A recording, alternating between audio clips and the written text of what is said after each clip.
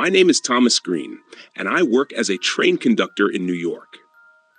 I never thought that one ordinary workday would turn into a nightmare that haunts me to this day. It happened on the route from New York to Boston.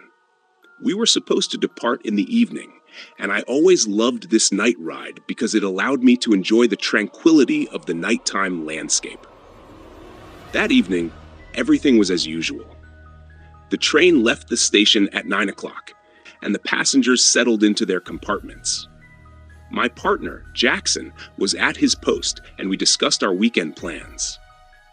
Everything was going smoothly until we approached the old tunnel between Stamford and New Haven.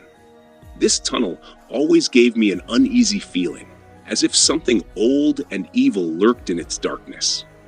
When we entered the tunnel, something strange began to happen with the lights in the carriages. The lamps started flickering, then went out completely. The carriage plunged into darkness, and I felt a cold sweat running down my back.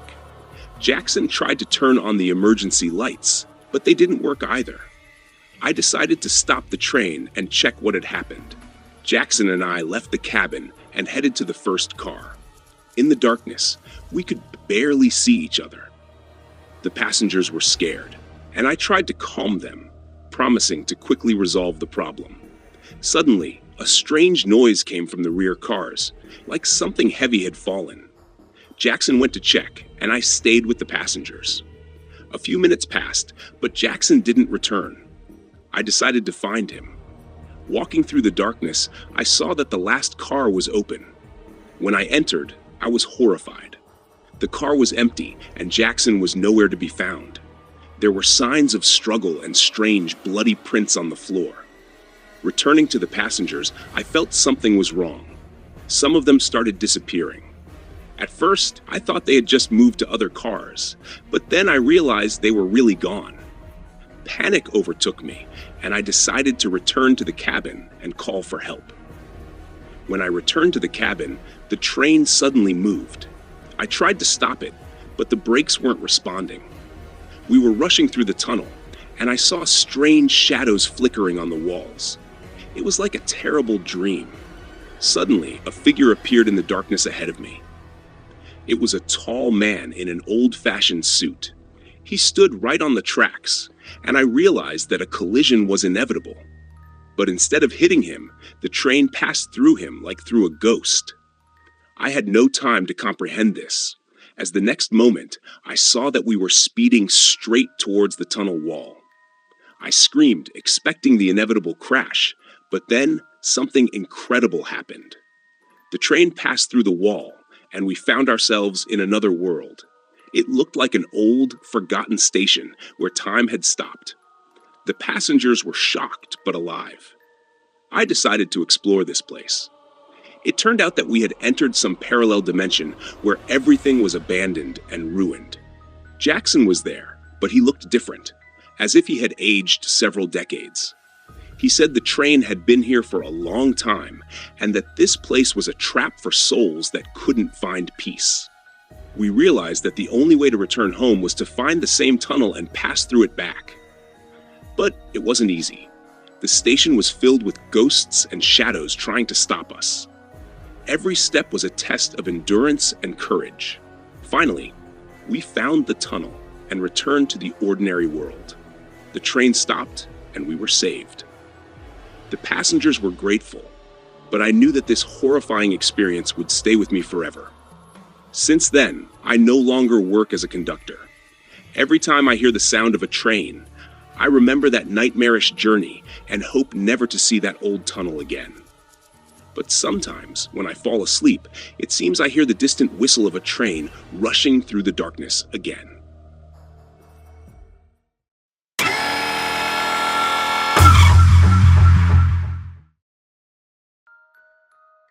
I never believed in the supernatural until I encountered a ghost train that roams the night outskirts of Chicago.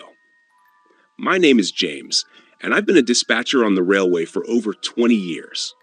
In that time, I've seen many strange things, but nothing compares to what happened that night. It all started with a call during my shift. It was the dead of night, and I was in my office when I heard a distress signal. The caller was an engineer named Mark, who reported seeing an unusual train approaching the town of Lake Forest. "James, I'm seeing something incredible," Mark shouted into the phone. "It's an old steam engine, but it's not on any schedule. It appeared out of nowhere and is now running parallel to our track."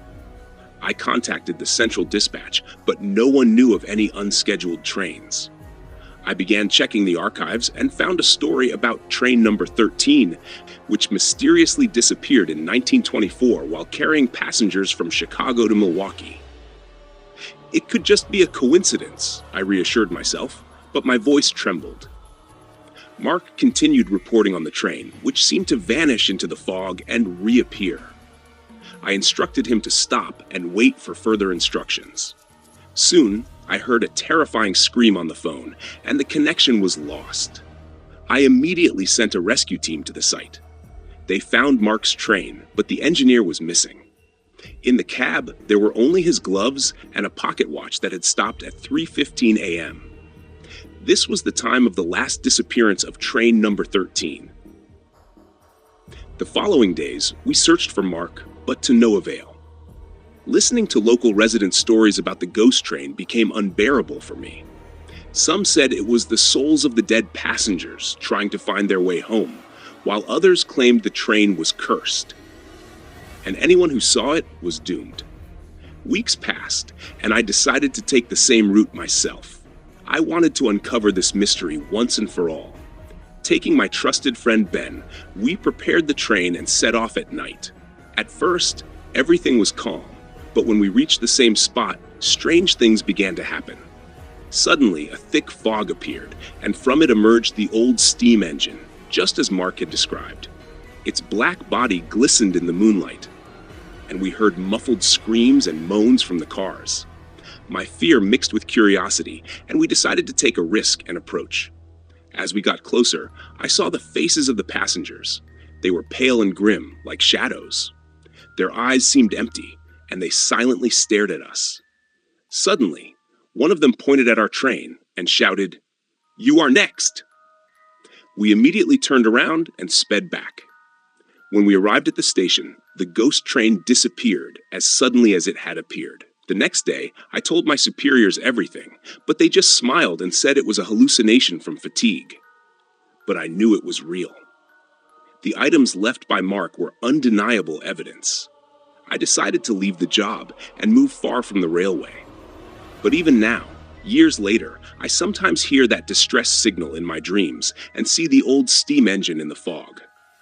This story has become part of my life, and I know that no matter where I go, the ghost train will always find me. The final horror came when I returned home one day and found Mark's pocket watch on my table.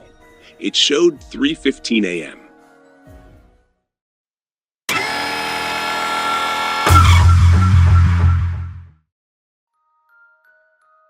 My name is Andy, and I've been working on the railroad for over 20 years.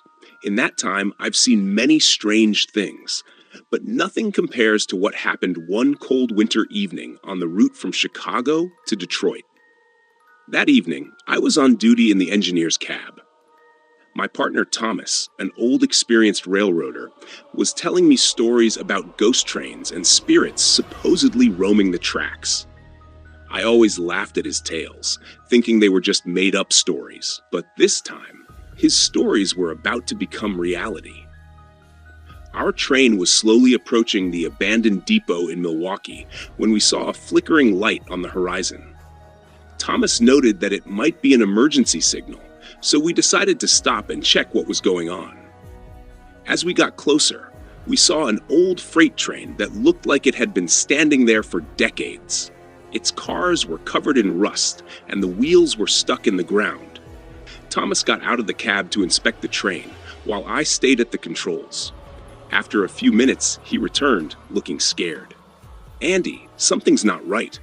I saw shadows inside the cars. It can't be a ghost." I smiled, but the alarm in Thomas's eyes made me uneasy. "Let's check it out together," I suggested. We took our flashlights and headed toward the old train.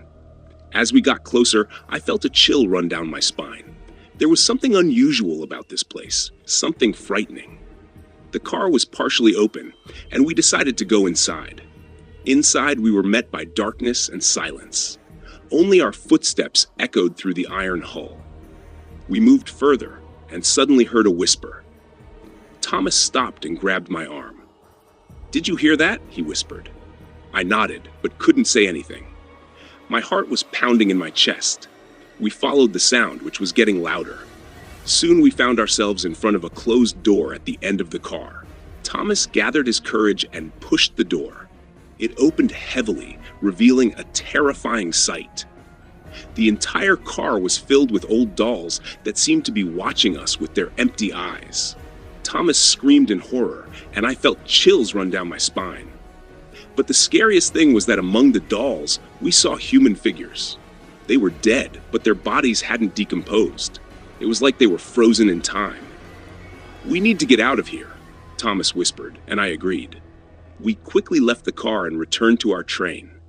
I sat at the controls, but the engine wouldn't start. Thomas began checking the mechanisms, but to no avail. Suddenly, I heard someone call my name. I turned and saw a shadow in the car doorway. It was approaching us. Thomas saw it too and started praying. I grabbed the flashlight and ran towards the shadow, but it disappeared. Thomas was on his knees, trembling with fear. "This is the end, Andy. We're not getting out of here alive."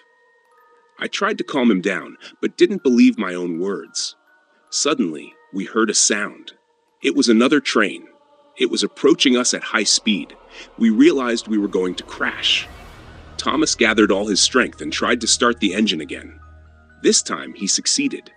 Our train moved at the last moment. We watched as the other train sped past us, sweeping the old freight train off the tracks.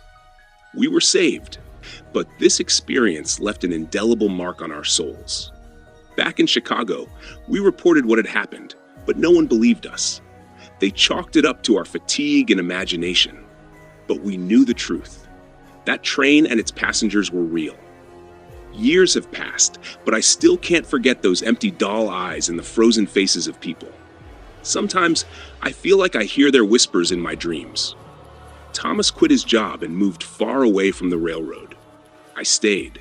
But every night when I drive the train, I glance back at that depot, fearing I might see that old freight train and its terrifying passengers again. Now I believe in ghosts and know there are things we can't explain.